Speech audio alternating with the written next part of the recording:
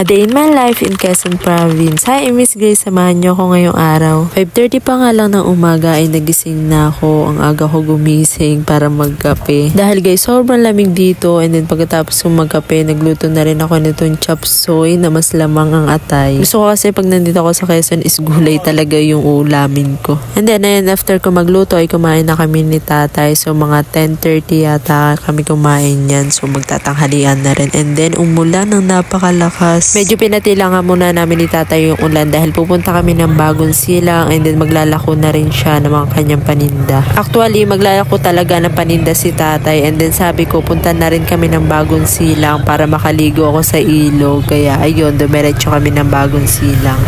And grabe, hanggang ngayon medyo lubak-lubak pa rin talaga pagpapunta ng Bagong Silang. And tignan nyo, kamay ko namumula na sa paghawak ko sa tricycle. And then ayun, si tatay nagkikilo ng saging. Ayan, ang paninda niya ay saging, nasaba, saka yung kamoting kahoy. And grabe guys, sobrang ganda dito. Sobrang gaganda ng bundok. Sobrang aliwalas at sobrang lamig dito. Grabe, sobrang presko ng hangin. Hey guys, papunta kayong Bagong Silang. Tumigil muna kami dito para kita ang bundok. Ganda. Grabe, ito talaga yung dahilan kung bakit gusto natin sa probinsya dahil walang polusyon, walang ingay. And then guys, may mga nakakabili na rin ng lupa dito and then ginagawang tourist spot. And then ayan, isa na nga dito yung Camp Awol. Hindi pala ako makakapunta dyan kasi wala tayong pang entrance. And detour yata dyan is 500 pesos. Kaya sa ilog lang muna tayo ngayon. So ayan guys, yan yung bahay namin dati dito sa Bagong Silang. And makikita nyo, wala na siyang nakatirik na bahay kasi naibenta na po yung lupa dyan. Yun, that's why. So ayan, sinamahan ko muna si tatay sa kabilang ilog para maglako ng kanyang paninda. And then pumunta na rin ako dito sa dati kong school. Ito yung school ko ng from grade 1 to 6 dito sa barangay Bagong Silang. And then makikita nyo, dalawa lang yung rooms dyan dahil magkakasama yung grade 1, 2, 3 and grade 4, 5, and 6. Guys, andito ako sa dati ni kong school. No, elementary ako. And guys, dalawa lang yung room dito. Isa doon. And then isa dyan. Kasi ano dito, magkakasama ang grade 1, 2, 3, and then 4, 5, and 6. School. Tapos alam niyo ba dati, doon. Yan, dyan. Yan, nakangalakal ako dyan dati. So dati, dyan nagdo-dorm yung mga teacher. So, ayun. Ganun pa rin. Dalawa pa rin yung mga rooms dito. And then, pinagbago lang. Dati wala tong wala siyang bubong. Wala talaga siyang bubong dati. And then, wala yung sign na I love BSES. So, ayun.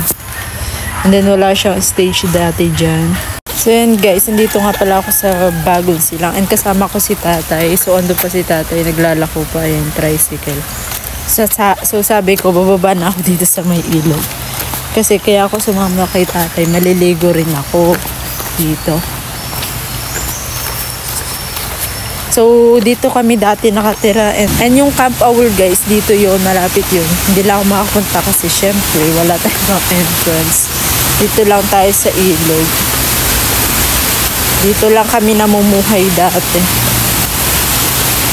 So ayan guys, ayan yung ilog dito sa Bagong Silang. Dati wala pa tong kubo na to and then yung spillway nung dito pa ako nakatira. Hindi nga muna ako naligo dahil medyo malabo pa ang tubig. Kaya pumunta muna ako dito sa kila Ate Maricel. And ayan, may nangungulit na bata, si Sophia. Yan yung bunsong anak ni Ate Maricel. So ayan, nung medyo malinaw na yung tubig, pumunta na ako sa ilog. And then may nakita ako, ano bang tawag dyan? Tuko ba yung tawag dyan? Hindi ko natanda. Nung huling punta ko dito, wala pa yung I love Bagong Silang. And ayan, unti-unti na siyang gumaganda. And thanks for this ice cream ball. Medyo malabo pa nga yung tubig pero naligo na ako kasi anong oras na din. Hindi naman siya masyado malamig guys, kaya okay lang. And then naglangoy pa rin ako.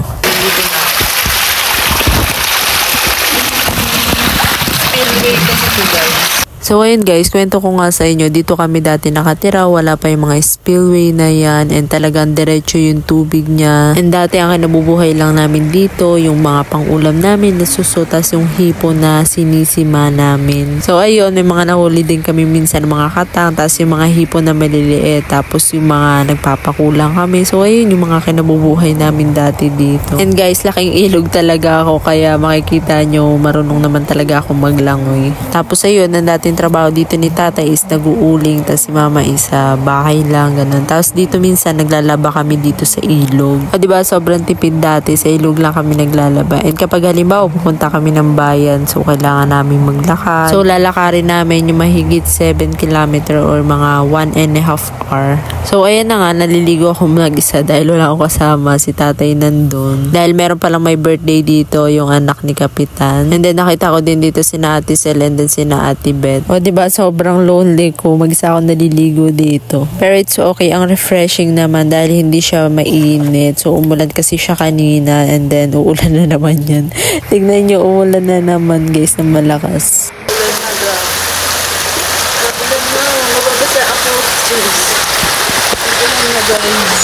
Grabe, sobrang sarap maligo and ang sarap kasi manirahan dito talaga sa probinsya. Grabe, yung lamig and presko lang. After ko nga maligo ay nagbanlaw na agad ako, tapos nakikain muna ako doon kay Kapitan and then umuwi na rin kami ni tatay mga 5:30 and then nakasabay na namin si Ali ng aking pamangkin dahil sumunod sila ni Nel. Mga 6:10 na nga kami nakarating dito sa Liaba, kaya naman sabi ko kay tatay sa church na ako bababa dahil may devotion pa kami. Meron kasi kaming prayer meeting every Saturday night. And after prayer meeting ay umuwi na ako at nagpahinga na kasama itong pamangkin ko. And that's it for today's guys. Thank you for watching. Bye!